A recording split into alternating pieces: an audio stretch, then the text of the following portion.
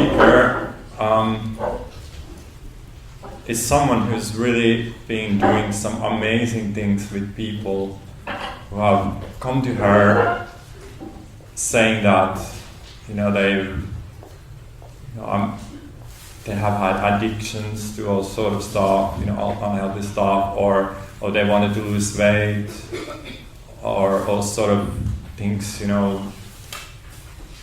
bad habits. We did a webinar about bad habits. I'm not sure if we actually talked about habits at all, because usually the webinars just went somewhere. And I really wanted to have someone in this conference to really talk about physical health and the mind-body relationship from this perspective that we are exploring here this weekend. So, and then I heard about Elaine, and we had a chat, and during that chat, it was just like so clear to me that she's gonna come here to speak. Like she's the right fit for this conference. To give you a bit of an introduction to Elaine, so Elaine is, so as I said, she works with people, all sort of people really, but especially people who want to get rid of addictions or want to lose weight and that sort of thing. She's written an ebook called Mindfulness, the Non-Diet Diet Book. And there's something funny with the word mindfulness, right? 2 L's. 2 L's. So it actually has nothing to do with mindfulness, the philosophy, mindset thing. So it's from this perspective. And she's written that ebook, and then, I really look forward to hearing what she has to share with us today. So, welcome, Elaine Hilides. So, I think this says it all really, so I can go. A clever man, he should have been a philosopher, I think, don't you? You have to excuse me, I've never had, I've not got a watch, so I'm trying to put a clock on, and for some reason, there you go, it's gone. So, before I start, Nico just asked me to say a few words about mind, consciousness and thought, about the principles, because he said that a few people have asked, what is this? Because we're all talking about the mind-body connection, as I'm going to be talking about, but he said he just wants a little bit more about the principles, and I'm sure Rudy and Jenny may say a bit more about this, because they're much better at it than me. But the words, don't get too hung up on the words, mind, consciousness and thought, because they're just words to try and explain something that's formless. So, that's difficult, isn't it? So they're just kind of words to explain what we're talking about. And mind is that universal energy. It's for some people it's God, for some people it's spirituality, for some people it's just energy. And consciousness is that wonderful thing that we have that brings our thoughts alive. So mind, consciousness, thought all kind of work together. And sometimes I explain it to clients. I say, if anyone's got an Xbox, and they plug the Xbox into the wall, and that's mind, that's the energy that's going to power everything. And the Xbox itself is consciousness, because it's not going to work without consciousness. And the game you put in is like your thoughts, because you're going to have an experience of the game you put into the Xbox, just in the same way that you're always going to have an experience of the thoughts you're thinking. The thoughts you're thinking, you'll always have a physical experience of, because we are always in the feeling of our thinking. So I don't know if that kind of makes any sense. And you come and ask any of us in the breaks if you want to know more about it, because we're all happy to chat about it for a very long time. So forget lunch. But so I'm going to be talking about obviously this connection, this mind-body connection, and with physical health, because with all of us there's an exception. Yes, I get the principles and it works with everything, except I've got this thing. And it seems to be different, and with some people it's physical health. Now, what I'm not going to be doing with this is I'm not saying to you that if you have this understanding, hey, you're never going to get sick. Stuff happens. As Sydney Banks, the person that uncovered this, said, life is a contact sport. Stuff happens. People get sick, people have accidents. We can't avoid that. That's not what I'm talking about. I'm talking about our reaction to whatever happens. Because people think if you get sick, you can't be peaceful, you can't have a quiet mind. But you can have a quiet mind regardless of the circumstances, when you realise that you are in control of what's going on. You know, we forget sometimes that the body is a self-healing mechanism. The body wants to be healthy. Your cells are programmed to be healthy. But we can achieve this health best when we have a quiet mind, when we let all the stressful thoughts we have, when we allow those to fade away. Because the body needs to return to homeostasis. You know, it needs to return to that place of peace where it can heal, where it needs to do that to be self-healing, where the cells can repair and maybe replace if necessary. So that's what I'm talking about. I'm talking about helping yourself to be healthy. And we forget that, as I say, we have this. We forget how powerful we are. So to give you kind of an idea, I'm going to be talking about a few different things. I'd like to start with the placebo effect, and Charlotte knows I've been writing about this. In the 50s, there was a guy called Mr. Wright, and Mr. Wright had something called lymphatic sarcoma, and all the treatments had failed. He was not going to make it, the poor man. They thought he probably had days to live. But Mr. Wright had heard about a drug called crebiozin, and this drug was supposed to be the new miracle drug. And Mr. Wright wanted to live. So he asked his doctors, can I have this drug, can I have this drug? And his doctor said, unfortunately, no, because the clinical trials were only supposed to be for people who had a prognosis of at least 3 months, and Mr. Wright didn't have that time. But then the doctor kind of thought, well, why not? Let's give it to him, you know, let's make his last days a bit happier. And he gave him the drug on the Friday. And he came in on the Monday expecting maybe Mr. Wright wasn't even going to be there. And to his surprise, he was up, walking about, chatting to people. Now, Mr. Wright had tumours the size of oranges in his groin, in his neck, under his arms. He'd had to have his lungs drained twice a day because they were filling up with liquid. And there he was, walking about. And according to the medical records, his tumours had melted like snow on a hot radiator. So they was amazed. My God, this drug does work. This is amazing. So, and not very long after, I think it was something like 10 days, Mr. Wright went home, apparently cancer-free. Had a fantastic time, 2 months he was away. He was talking to people how wonderful this drug was. He was flying his own plane at 12,000 feet. This is someone who had to have his lungs drained. And then there was a big report in the newspapers to say that unfortunately crebiozin wasn't the drug they thought it was, and maybe they'd wasted a lot of money on it. And Mr. Wright read this report, and he believed what he read. Guess what happened? Symptoms came back into hospital. Now, his doctor was clever enough to think, well, okay, we know this drug isn't working very well. Now, something has cured this man. It must be his mind. So the doctor said to Mr. Wright, yeah, the drug got contaminated in transportation, but we have this new super-duper strength one. Would you like to try it? Of course, he said yes. So the doctor injected him with saline water. Same thing happened. A couple of days later, he's up walking about, went home. Had another couple of months, fantastically cancer-free at home. And then the American Medical Association blew it because they wrote a big report on how this drug was never going to work and it was useless. And Mr. Wright read this, believed it, went into a deep depression and went back to hospital.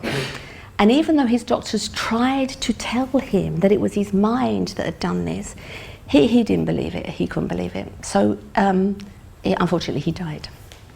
Now, you know, you might be thinking, well, yeah, that was in the 50s and they didn't have sophisticated equipment, you know, maybe he didn't really have the cancer they thought, maybe he didn't really get cured, you know.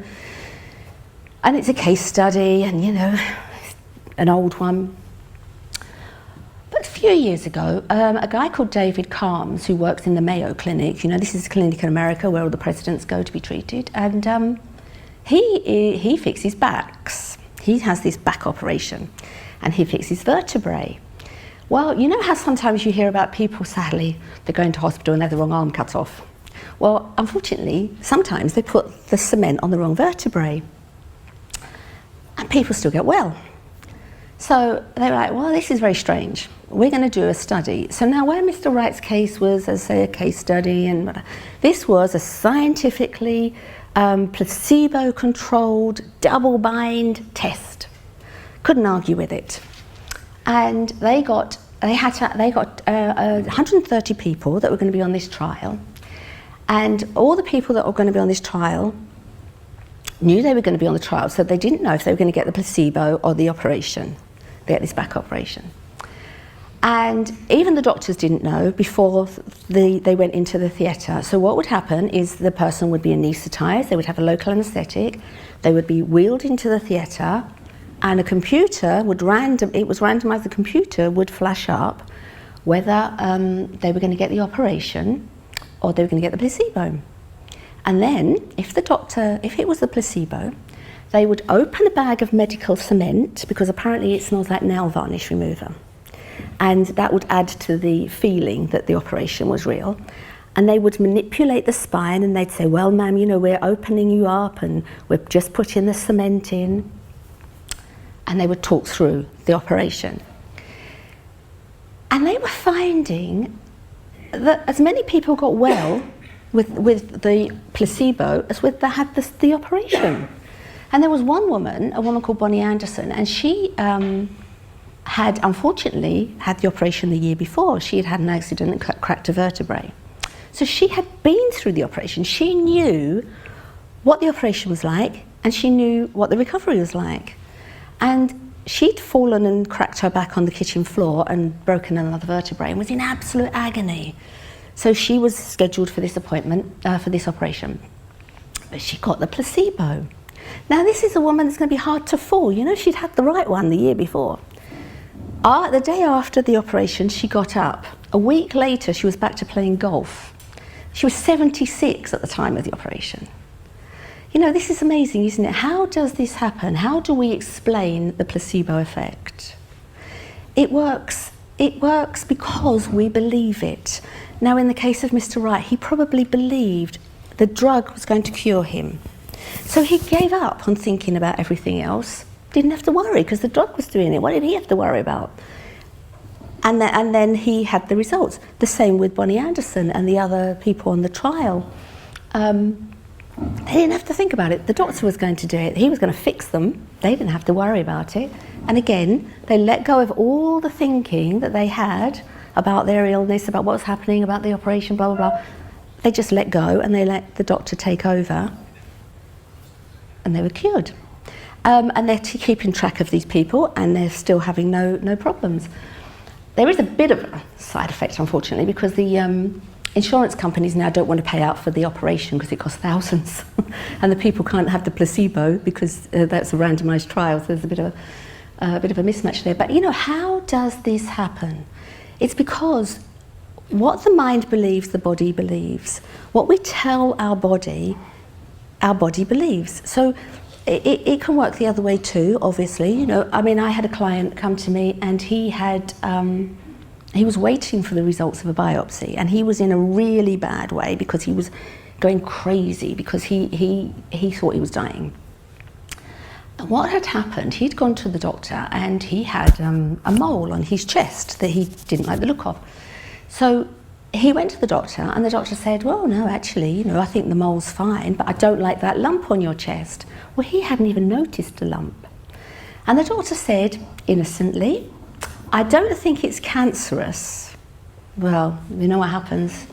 As soon as you hear that word, it's like brain freeze. It's like, oh my God, I've got cancer, I've got cancer, I've got cancer. But he said, I want you to go and have a biopsy. So in the time it had taken from the doctor's appointment to the biopsy, and now he was waiting for the results, he'd planned his funeral, he'd written letters to his family and friends. He really thought he was dying. He was having physical symptoms of that. He had pains in his chest, and he thought it had gone to his lungs. He couldn't breathe. He had a headache. He thought that he had brain cancer. His bones ached. He thought it had gone to his bones. He just imagined he was riddled with it, and he had the physical symptoms. Now, isn't that amazing? Don't you think that's amazing that we can do this to ourselves? We have the power to do that, but we forget we have the power to do it the other way too. Now, again, I'm not claiming that we can all heal ourselves of everything. If I had my hand chopped off, I wouldn't be able to grow another one. It doesn't matter how many times, can I grow a hand? It's not going to happen. But my experience of not having that hand will be down to me. And the way my body reacts to not having a hand will be down to me. So if I went into completely stressful thoughts and thought, oh my God, I'm never going to be able to use a knife and a fork at the same time, or, you know, I don't know, scratch my leg and my head at the same, I don't know, whatever I would be thinking, that would be down to me. That would be my creation. Yeah? And it's crazy how much we do this. It's a bit like children, whoever has children here, you know, children, if they hurt themselves, they physically hurt themselves. Often they don't even notice, do they? It's us as the adult that points it out, or if they see it. You know, when my daughters were very young, you know how when they get that tooth that's really wobbly, I hate doing this with it when their teeth are coming out, and you just know it's going to hurt. And I kept saying, let me pull it out, let me pull it out. And in the end, my daughter said, oh, yeah. But unfortunately, I pulled the tooth next to it out. There wasn't at all ready. I don't know why they had Childline on speed dial, but and she thought it was the tooth that came out. So, you know, she went running to the mirror, saw it was the wrong one, and just howled. You know, suddenly it really hurt. But because that's what happens, isn't it? We feel the effect of what we're thinking, and this happens all the time. You know. Look at the other wonderful placebo. There's a fantastic placebo, a common placebo that happens to lots of people at once, and that's Lourdes. Now, you know, you've heard of Lourdes, the healing waters of Lourdes, and people go for a pilgrimage there, and then they're going with the intention often of being cured of something. They go in, there's a mass kind of feeling about it, that this is going to be great. And there are many cases of spontaneous healing that happen that can't be explained. I mean, the church, the Catholic Church, you know, they want to put a lid on this. They don't want it to be spontaneous healing. They want it to be a divine intervention. It's got to be the hand of God. I mean, so much so that they have a whole list of criteria that you have to meet if you've been healed. It doesn't matter, actually, if you look healed, you feel healed, you've got to meet this criteria. Because, you know, if it's a hand of God. So much so, they have a physician on hand at Lourdes that if somebody does feel that they've been healed of something, they have to go through this checklist. Because the church acknowledge that people can be healed through the power of their mind. But they want it to be, you know, the hand of God. Unfortunately, since the 1800s, I think only 68 people have ever met their criteria. So they're not going to make anybody a saint just yet. But, you know, what happens there? What happens there? Now, you know, again, people may say, oh, it's adrenaline that can cause, you know, you to feel something has changed, has shifted. It can be the power of thought at that time, but you have to hold on to it. And if you don't hold on to it, then that feeling is going to go. And then, you know, you're going to have that pain in your right toe again. I don't know. There have been lots of people that have been cases that, you know, 10, 15, 20, 50 years later, they're still feeling good. You know? My mum there was a family friend, a good friend of my mum's, and he was blind, severely overweight and blind. And he and his wife used to go to church every week. They loved it, had a very strong faith, and the church suggested a trip to Lourdes, pilgrimage to Lourdes. So he was like, yeah, I'm up for that. And off they went in a coach, and took them ages, and got there and everybody's tired. And because of his weight, they have lots of volunteers at Lourdes, and they said, oh, you're not going to be able to get through the crowds, huge amount of people, you're not going to be able to get through and get down to the grotto where the water is. We'll put you in a wheelchair. So they put him in a wheelchair, and off they went, and they got to the water. And of course, when they got to the water, he stood up. And everyone said, yay, it's a miracle. He said, no, I'm still blind. You know? It's not going to happen for everyone, it's not Disney. But the wonderful thing about this guy was he hadn't been blind from birth. He got blind in his teens.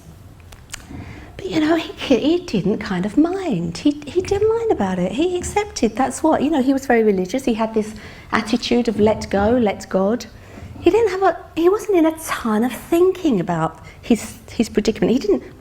His situation. He didn't think, oh, it's not fair, and why did that happen, and why me? And he just accepted it. And, you know, despite his weight, because he was a very, very large man, and despite his weight, he lived for a very, very long time. I think he was in his 90s when he died, because he was happy. He was happy in himself. He didn't feel a need to be cured, but he wasn't in the feeling of his of his blindness or his weight even. He was in a good feeling most of the time, and you could say that was faith. I don't know. You could say it was a whiskey. I don't know. But he was happy, you know, and we know when you're happy, you add years to your life. Now again, this isn't saying that you have to be happy. There's nothing worse than having to be happy, is there? Because that's real effort, you know, and there's nothing worse than if you're feeling really angry and you're going, I'm happy, I'm not angry.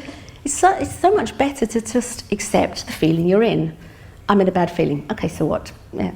You know, you don't have to be a certain way. There's nothing wrong with feeling upset. There's nothing wrong with feeling angry, cross, whatever you're in. It's just, as Anders was saying, knowing, having the feeling, you know, how the kind of quality of your thoughts. You don't need to know what your thoughts are, but you need to know the quality of your thoughts. I mean, I don't know, you may have heard this often, but Stanford University, they say we have 60,000 thoughts a year.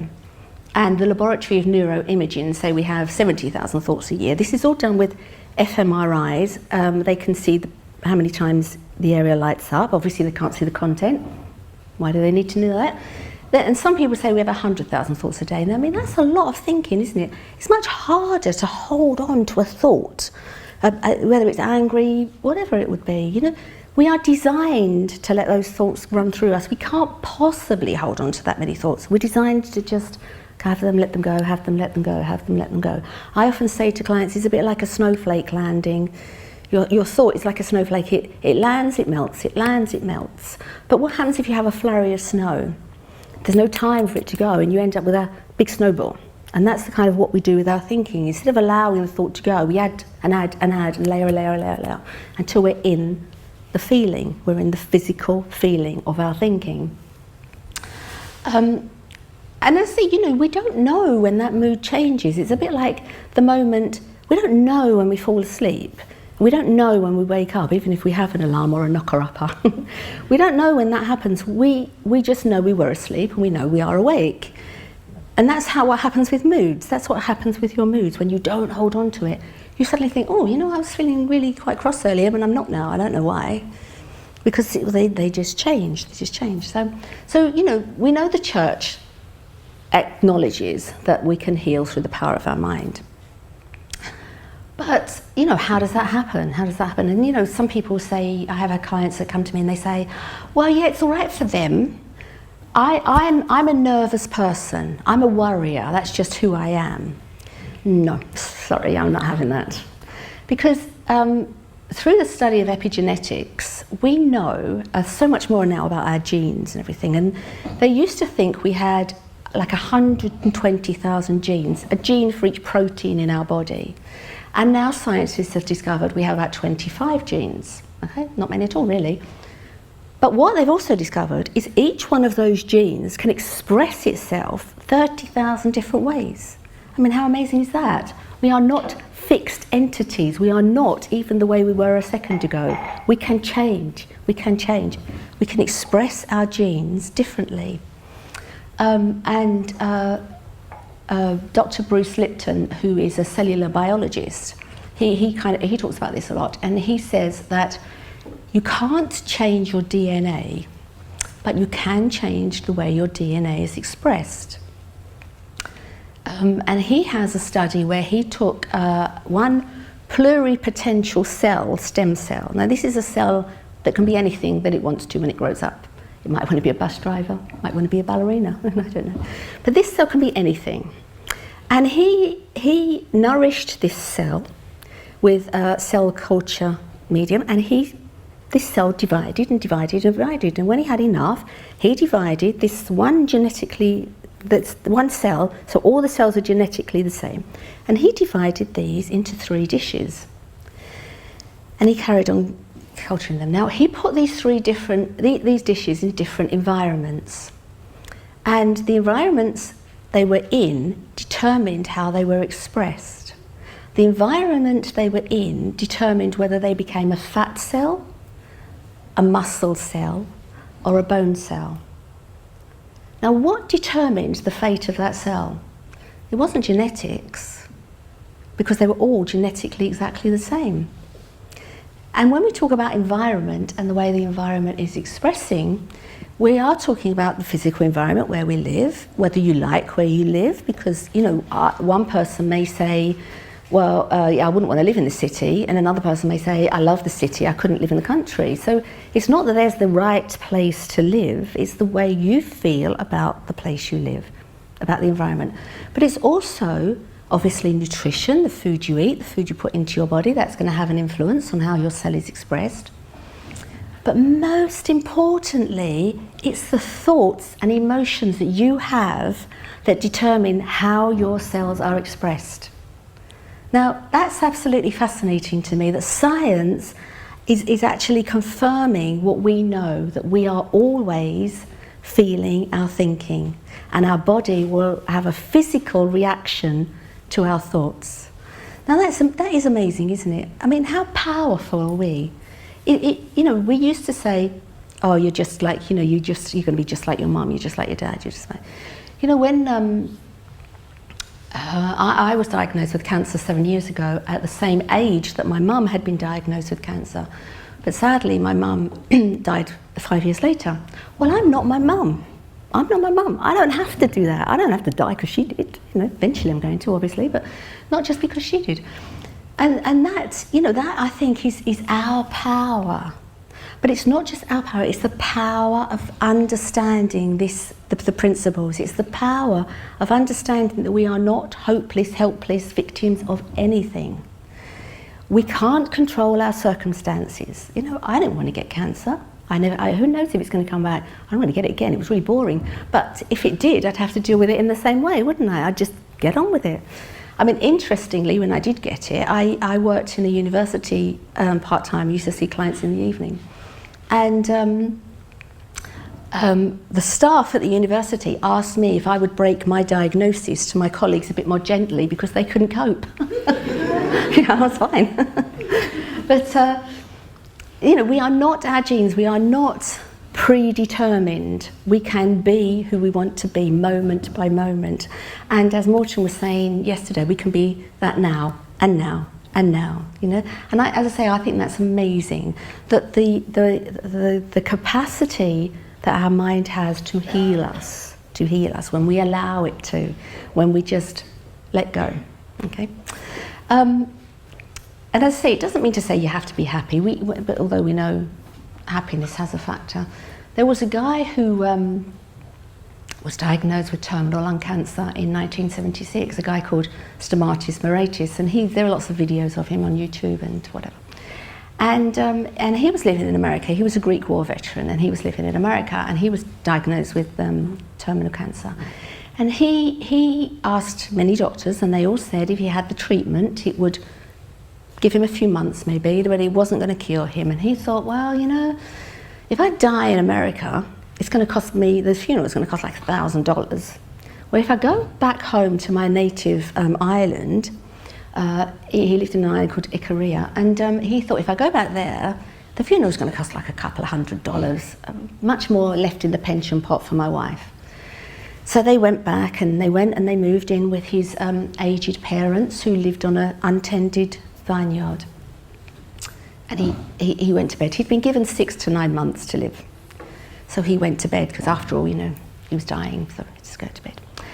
And then his friends got word that he was back on the island, and they started turning up with bottles of wine and backgammon, and they started entertaining him. And then time went on, and he was a bit bored in bed, so he got up and he started pottering about and planting some vegetables, and 6 months went past and he hadn't died. So he started to work in the vineyard, and time went on, and he was enjoying the sun and his wine, enjoying his friends and his wife.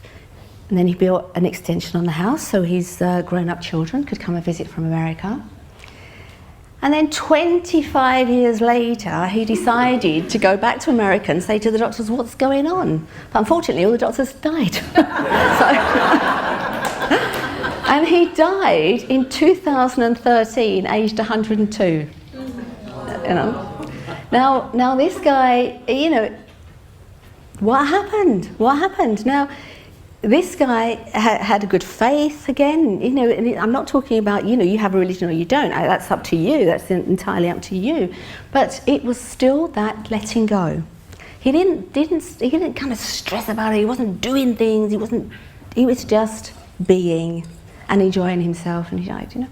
I mean, it can work the other way too. There was a report by a doctor called Henry Siegel, and he reported about a priest that was called in to read the last rites to somebody in this very large Roman Catholic church in America. And the priest came in and very austere and authoritatively and in a brusque voice read the last rites to the wrong patient. And he died 15 minutes later, and the other one lasted a few days. I mean, you know, who can say?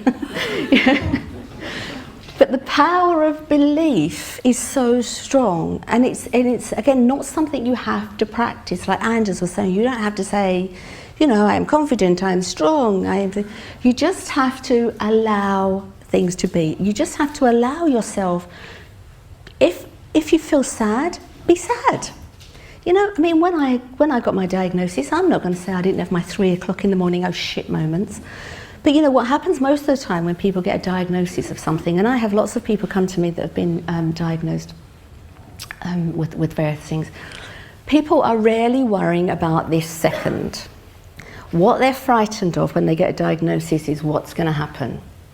They're not even necessarily worried about the operation or the treatment. They're worried about their diagnosis, their prognosis. They think what is going to happen, and then they project themselves into this very miserable future where they think they're just going to get ill and sick. Well, you know, we don't have to do that. We don't have to do that. You can, however ill anybody is, you can have a peaceful mind. You can be peaceful in yourself. You can allow your mind to quieten if you let it. If you let go of the stressful thinking that you have. You can have that thinking, but you know you're having that thinking again by the feeling, and then you can let it go. You know, it's quite remarkable what we do to ourselves. You know, I say to my clients sometimes, look how clever you are, that you've created this. You know, I often have clients come to me because they're having physical pain. They're having physical pain. Lots of times they've been to the hospital, they've had all the tests. I had somebody the night before I came away who had terrible flashing lights, and she felt as if half her mind was going, half her brain was going black. I said, how do you feel black? But she couldn't tell me. But she felt that it was going black. And she was so scared that she had some kind of brain tumour. But she'd had all of the tests. Now, even as we were talking, we kind of sat and chatted for about an hour and a half about this. It went. And she'd had this for months. So, you know, I'm a bit kind of last chance saloon. So when people have had this, and once they know it's not a medical problem, and they come to me, because they're holding on, you know, and we put ourselves through all kinds of pain without realising we're doing it. I had an author that comes to me sometimes, and she has a whole range of books with the same characters, and these characters are very familiar to her. The books are very successful, and she came to me because she had this. She thought there was going to be a family confrontation, and she doesn't like confrontation, and she was worrying about it. And you know what it's like when we have an argument in our head? Well, I hope this isn't just me. I do my bit, I do their bit, I do my bit, I do their bit. And then I've had this whole argument, and then I wonder why I feel bad. And that's what she was doing. She was having this whole argument in her head and wondering why she was feeling bad. She couldn't sleep, she was feeling stressed, she wasn't able to work. And I said to her, all right, okay. I said, oh, by the way, how do you plot your books?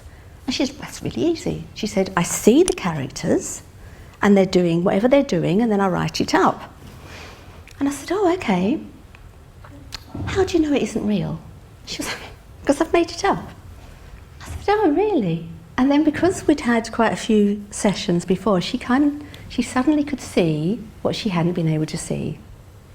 Because on this hand, she had these characters doing whatever they were doing, and they may have been in some scary situations in her book, but she wasn't feeling anything about that. It wasn't scaring her. You know, she did say sometimes if she had a particularly sad scene, she cried, but apart from that, she wasn't having really any emotion. But on this hand, she had a whole scenario where she was making up things exactly the same way because it wasn't happening right now. She wasn't having an argument with somebody right now. She was entirely making it up. But that felt really real to her. And because that felt so real, she was suffering for it. She was physically suffering the thing she was making up. Now, isn't that strange? Isn't that funny how we don't do that? We all fall into this every day. I do it myself. You know, I think, I feel something that I'm thinking. You know, if you all think that what I'm talking about is rubbish, well, I'm sorry, that's from you. It has nothing to do with me. But you know, we feel pain, and that's so strange, I think, that we can feel physical pain. And when I talk about this to my clients, they say, but you know, how can I feel my emotion? How can I feel my emotion? Sometimes it doesn't seem to make sense to them. And in 2003, there was a test by UCLA, and they were looking at the pain of rejection and you know, social exclusion, that kind of thing. So they had a test where they had participants who were playing a game on a computer, a game of catching the ball, throwing and catching the ball. And one character represented the participant, but they were playing a game with two other participants in other rooms, and they were all playing this game of catch. But actually, it wasn't two other participants at all, it was a computer-led program. So for the first half of the game, the participant would be throwing the ball and catching it, and everybody would be throwing it to each other quite fairly. And in the second half, the participant didn't get the ball at all. They didn't throw it to her at all. And the participant was feeling more and more left out and excluded and bad, and the mood was dropping all the time.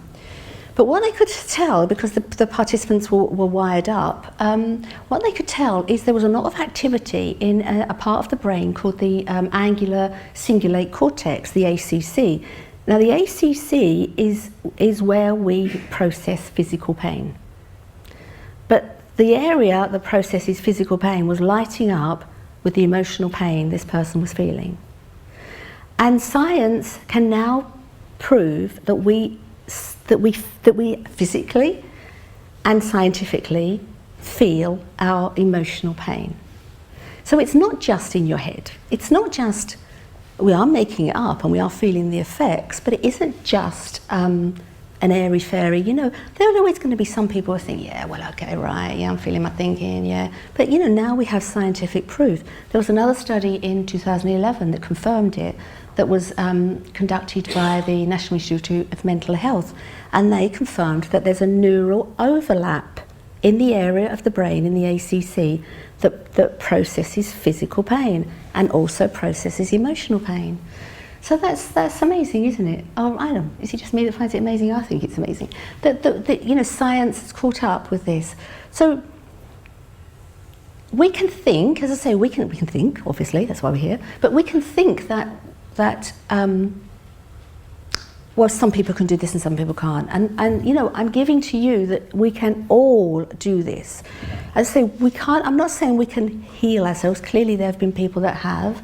I'm saying we have the capacity, we have the potential to aid healing in our body, to aid our body to heal itself, to recognize that we have that power, because we are always feeling our thinking, and physical pain can be an inside-out job.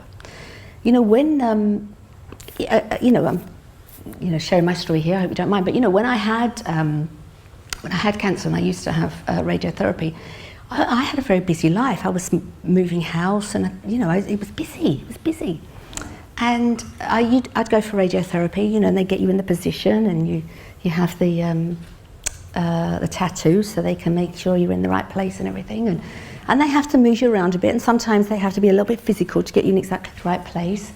And they would apologise. They would say, "Oh, I'm really sorry about this," and I hope you... And I'd say, well, actually, it's a good chance for a lie down.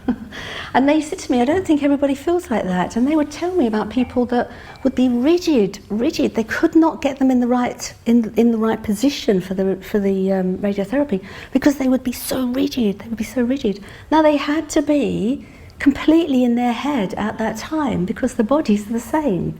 So they were probably so worried and so in their head about even that moment that they could not relax. They could not relax into something that, is what it is, isn't it?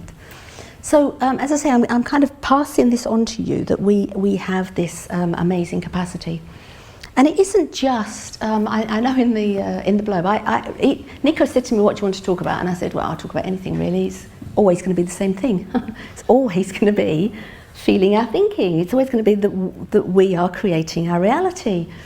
As I say, what I find fascinating is that we know we are creating our reality around us. We know that our experience of everything is going to be our experience through our thinking.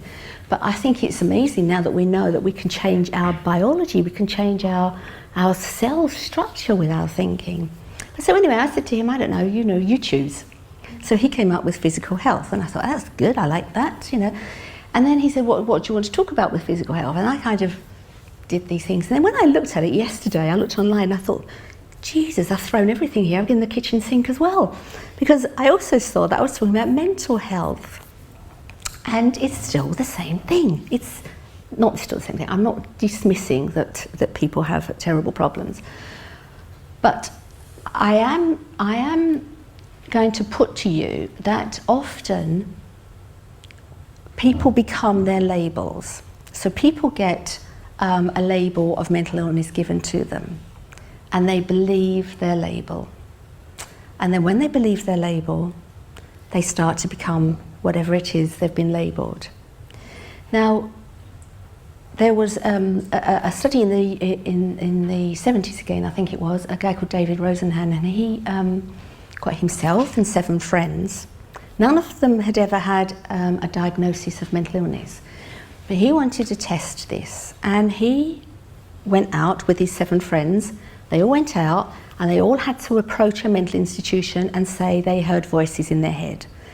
The only things they could say, the only things they could say the voices said were empty, thud, and hollow. That was it. That was the only lie they could tell, apart from the fact they gave false names and addresses because of insurance and work problems or whatever. So they went out to different institutions to try this, and I think they went to 12 institutions eventually. And they went to 5 different states in America, on the east and west coast. And some of the institutions were quite old and shabby. Some of them were very new. Some of them had private funding. Some of them were state funded. They were understaffed. Some had a very good patient to staff ratio. So they were a mixed bag. And he said to his wife, I'll only be a couple of days, don't worry, I'll be back in a couple of days. 2 months it took him to get out. Because every single one of these 8 people was given a diagnosis of being insane.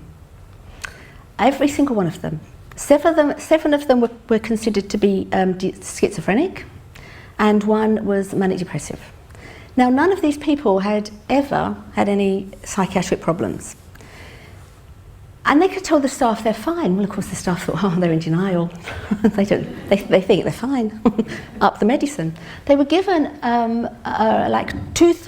between them 2,000 antipsychotic drugs. Only 2, fortunately, were swallowed, and the rest were either pocketed or flushed away. Interestingly, when they flushed them away, they also found other people's tablets there, so other of the patients were flushing them too. They couldn't say, they were sane. They weren't able to get out saying they were sane. What they had to do was say they were insane and then pretend to get better. And that was the only way they got out. Now, again, you could say, this is the 70s. And, when the report came out, people were very upset about this because they said, you're tricking the psychiatrist. You're not playing the game. That's not fair. These poor psychiatrists, they've got this checklist, haven't they? They've got a checklist to go against, this DSM. Well, I think it's something like when the DSM, when the first one came out, it was something like 89 pages, I can't quite remember. And I know by the third DSM, by the third version, there was a guy called Robert Spritzer who became the editor. And there's many reports about this. I'm really not making it up. But he got 25 committees, and all these people would meet at various times. Psychiatrists, psychologists would meet in a room in, I think it was Columbia University, and they would shout out a medical. They thought that was a medical term. They would shout out something they thought would be wrong with people, and they would give a list of symptoms for this thing. And then all of the other psychiatrists, psychologists would shout out whether they agreed or not. And if they agreed, and if Robert Spritzer agreed, and by all accounts apparently he agreed with most things, Robert Spritzer would type it up on an old typewriter and it would go into the DSM. Now, I think they took 6 years doing this, and when the DSM was about to be released in 1980, they decided to road test it. They had to road test it first. So they sent out a questionnaire and a whole team of researchers to go out and test these syndromes and terms on the public. Turns out over 50% of the public were mad because they all had these symptoms. But most interestingly, when the DSM-3 came out, it was a bestseller. It sold over 1 million copies. Now that's many more psychiatrists, there's many more than psychiatrists or psychologists around, because the average person was going out and buying this and diagnosing themselves and diagnosing everybody else as well. I do that with the psycho test, do it in my other half, well, you're definitely a psycho, look, you meet that criteria in that one.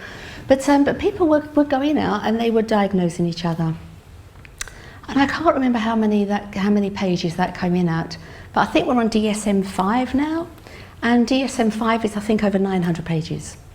We're clearly getting a lot sicker, aren't we? Now, in just a few years ago, I think it was in 2008, the BBC decided to kind of do another version of the Rosenhan test. But what they did is they got 10 people, and they got these 10 people. 5 had a diagnosis, a mental illness diagnosis, and 5 had no diagnosis at all. And they put them in a place in England called Hever Castle. They put them in there. And they had a team of 3 people, they had psychiatrists, psychologists, the very people that diagnose give somebody a label when they come to see them. They had it over 3 days. They had various things. They had, I think they had to go and clear out a cow shed or something, and one of the guys had OCD, they were trying to see who had what. They got it wrong again and again and again. They diagnosed people that never had a medical diagnosis, that never had anything wrong.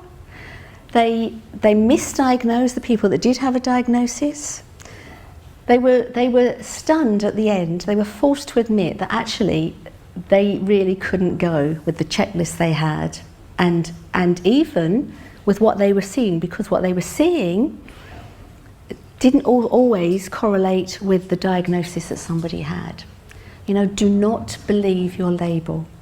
If you have a label of anything, do not believe it. You can express yourself differently, okay? I had one guy that I used to work with, and he had a diagnosis of schizophrenia when he was 17. And he was 65 when I saw him. And he said, I've had more bouts of flu over the years than I've ever had schizophrenia. But no one ever calls me a persistent flu sufferer, So I really would just like to put it to people that you are able, as I say, to be whatever you want. And as I say, I think it's amazing that we can change. Change, as Chantal was saying, change happens. Change happens throughout the universe all the time. Almost every 7 years, you completely replaced everything in your body cell-wise, and every 7 years you're like a new person. Why would you hold on to the old thinking that you had? But even why would you hold on to the old thinking that you had yesterday? I mean, Jamie and Chantal have known me a long time, and there is no way I could have stood up in front of people. I was terrified of talking to a very small group, and I was saying to Dickon, I think it was yesterday, that years ago when I worked in an office, and I would work with people very happily and laughing, joking, enjoying their company, and then maybe they would go into a meeting and the phone might ring and the phone might be for one of them. I couldn't go into the meeting and tell them that they had a phone call. All the people I knew, all the people I'd been laughing and joking with 5 minutes before, because I couldn't go in to that. Well, they're going to look at me. I don't want to go in there, they're going to look at me. You know, there is no way I could have done this years ago. But I'm not who I was years ago, because I've changed. I've changed, my thinking changes. My thinking changes every minute. My cells express themselves differently. I don't know, I actually can't say if it's daily, weekly, monthly, but isn't it nice that I know not only mentally can I can change physically. My cells can be whatever I am believing. You do not need to believe the labels you give yourself, or the diagnosis someone else has given you, or the label someone else has given you, because you can allow yourself to trust yourself. And you can be like Stomatis and just enjoy a few glasses of wine too. That goes for me. So that's it. As everybody said, that's it. That's all I've got. But I hope it's given you something to think about at least. You know, the understanding these principles, understanding the power of mind, consciousness and thought, and how innocently and crazily we use it against ourselves. Instead of using this fantastic power that we've been given, we use it against ourselves. You know, we are our own God, whether you're religious or not. Now that's why this is called a temple. We have what we need. We have everything we need. And there is no illness in the body apart from the mind. That's it. Thank you.